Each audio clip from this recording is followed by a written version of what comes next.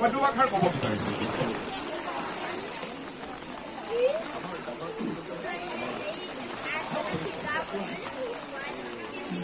দুআষাৰ ক'ব পাৰোঁনে দাদা আপোনালোকৰ? হয় আপোনালোকৰ মই অনুৰোধ বিচাৰিছোঁ।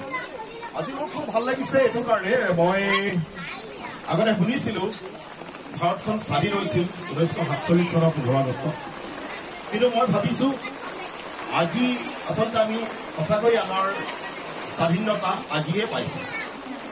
এখন ভিতৰুৱা অঞ্চলত আমাৰ বাহমৰাৰ কাবুলা 7 নং ৱাৰ্ডত আপোনালোকে যি ধৰণে এখন মঞ্চ তৈয়াৰ কৰি আপোনালোকৰ শিল্পীসকলক আগবঢ়াই নিয়াৰ বাবে যিটো পৰিকল্পনা কৰিছে, মই ভাবিছোঁ অসমত প্ৰথমবাৰভাৱে হৈছে ভাৰতৰ কিমান ভিতৰুৱা জেগাত এনেধৰণৰ পৰিকল্পনা হৈছে মই নাজানো।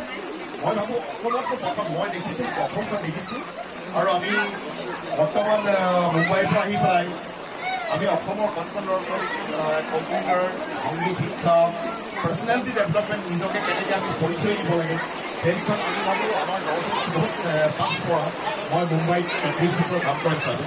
সেই বিষয়ত আমি বহুতো আমি কৰ্মশালা আয়োজন কৰিছোঁ, আমি বহুত সফল হৈছোঁ।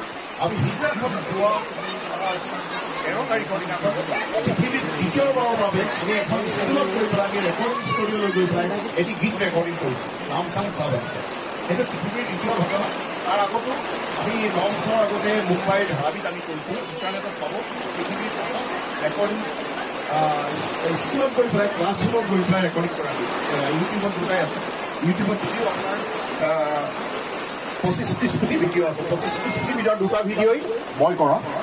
আৰু এতিয়া আমাৰ এই আজি অনুষ্ঠানটিৰ আটাইতকৈ মুখ্য আকৰ্ষণ হৈছে আমাৰ সকলো আমাৰ এই গাঁওখনৰ শিল্পীয়ে এই মিউজিক ভিডিঅ' এই গীতটি কৰিছে।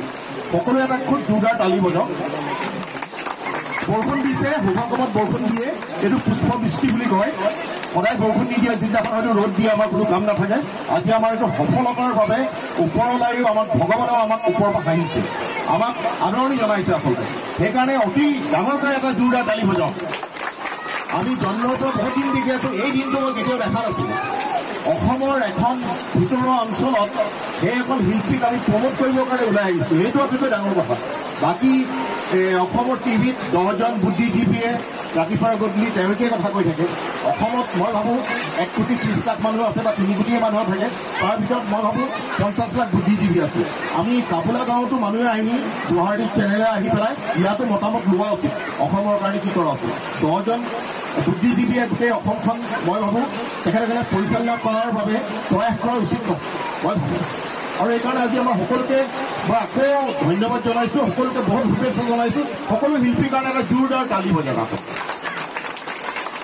আকৌ মই আপোনালোকক সকলোকে বহুত মৰমৰ শুভেচ্ছা জনাই মোৰ বক্তব্য সামৰণি মাৰিছোঁ। Thank U.